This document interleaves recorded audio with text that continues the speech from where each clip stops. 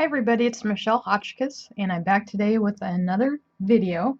And today's video is going to be about tips that I have learned through the time that I've been Bible journaling based on failures and successes that I've had. And also some questions that have been coming up and frustrations that are being voiced on the Bible journaling community Facebook page recently. That I think I have some experience that can help. So I figured I would just do this hopefully quick tutorial. I just would be very sad to have somebody quit Bible journaling because they're frustrated with the materials that they're using. So this is my Bible. It's the Crossway ESV single column journaling Bible.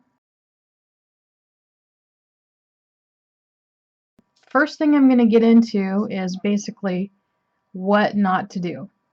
When I first started Bible journaling, I wanted to only use the materials and mediums that I already owned. I didn't want to have to buy a bunch of things. First thing I tried was coating my page with Mod Podge.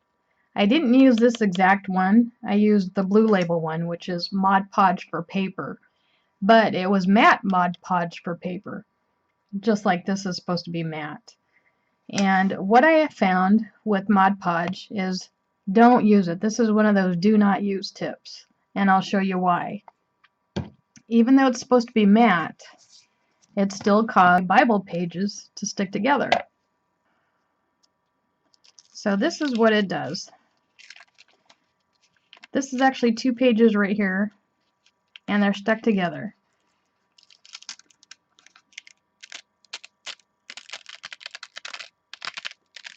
And I have to be very careful as I open it. And if you can see, I'm not sure how well you can actually see this on camera, but it's pretty glossy and shiny. See, you can see the shine on it, which might look nice and pretty, but that little shine is what causes these pages to stick together. And these stuck together a lot worse in the beginning.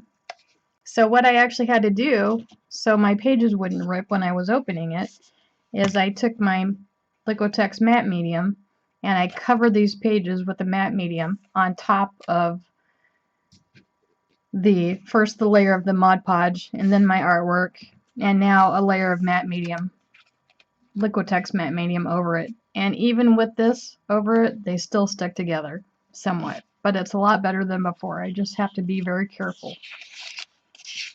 Now this page right here, I prepped it with matte medium, with the Liquitex matte medium, and I don't have any stickiness. There's no gloss to it at all. It's a true matte. I see that people are confusing what is bleed through and what is ghosting. So let me show you an example of ghosting first of all. These Bible pages are very thin, and this is basically a blank page right here. But when I lay it down, I can see the printing from this page through it.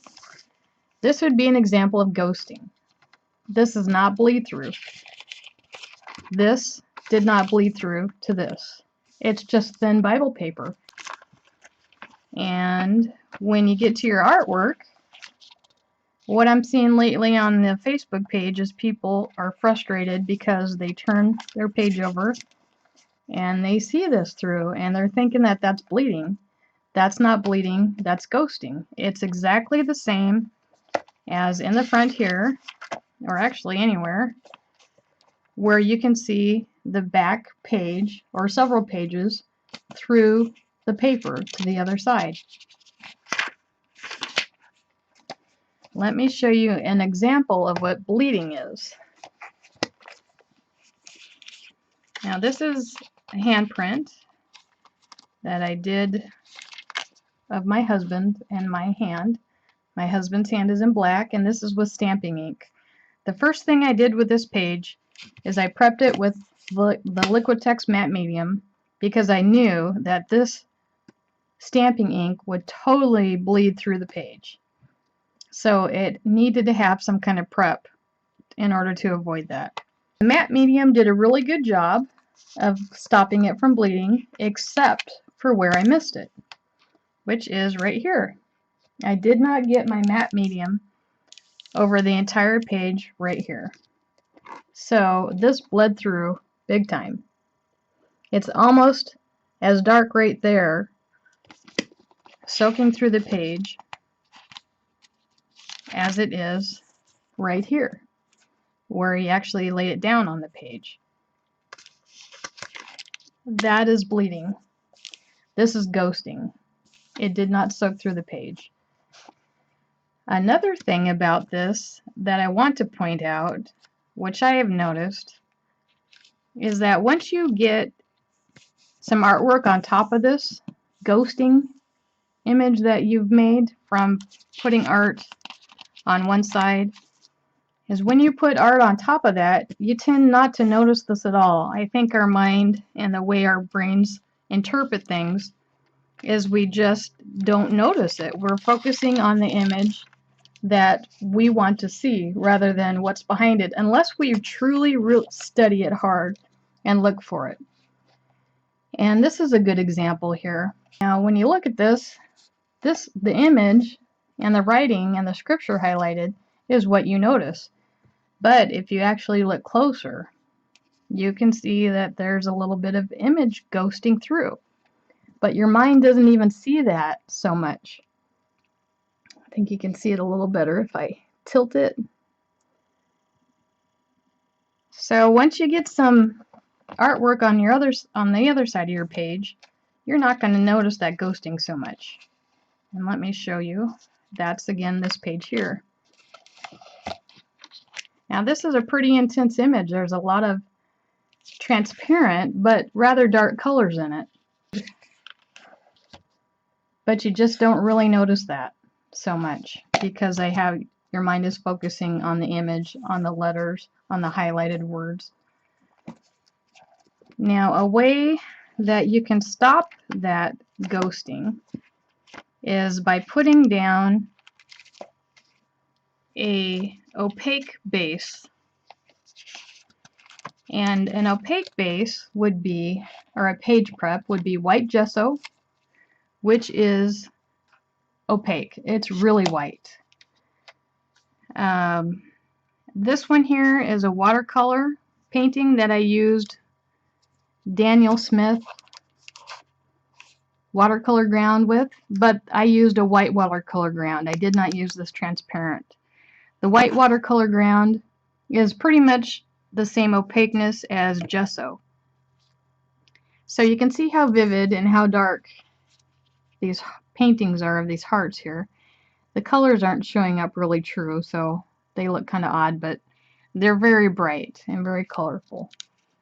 When I turn my page, you don't see any of that at all. But what you do see is the white ground, watercolor ground here. Or it could be like a white gesso if you use gesso. So it's an opaque base, so it doesn't let that ghosting happen like you see with clear mediums, page preps. This one right here is another watercolor, and this one was actually done with the transparent watercolor ground. And because it's clear, it's going to let the color show through to the back.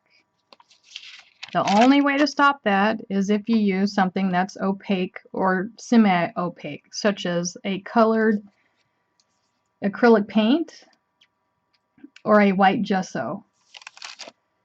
Now the white gesso will show up as white, and if you use acrylic paint, say you use a bright pink acrylic paint, that bright pink will actually show through here, but whatever you put on top of that bright pink won't show through, because the paper's so thin it's going to allow the color of whatever you put on it through the paper. There is a color of paint that's called titanium buff, or probably any other buff colored paint that closely matches the buff color or ivory color that is in my Bible. So if you really want to color match and not have even the white part show through, then go try and find either a buff acrylic paint.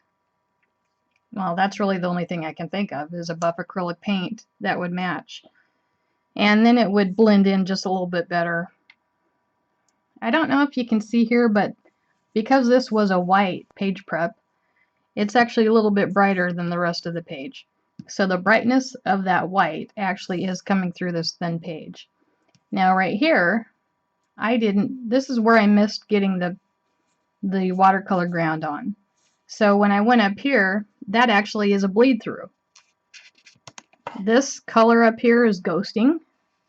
It did not bleed through the page, but that black actually bled through the page. This orange you can see there, that's ghosting. This blue is just some that I got on the other side. It's not bleeding through or anything. I just accidentally got it on the back of the page. That black is bleeding through. The other colors are ghosted through. Acrylic paint and matte medium, whether it's a gel matte medium or a fluid matte medium, which is what I prefer, it's just personal preference, is basically the same thing as acrylic paint without the color in it.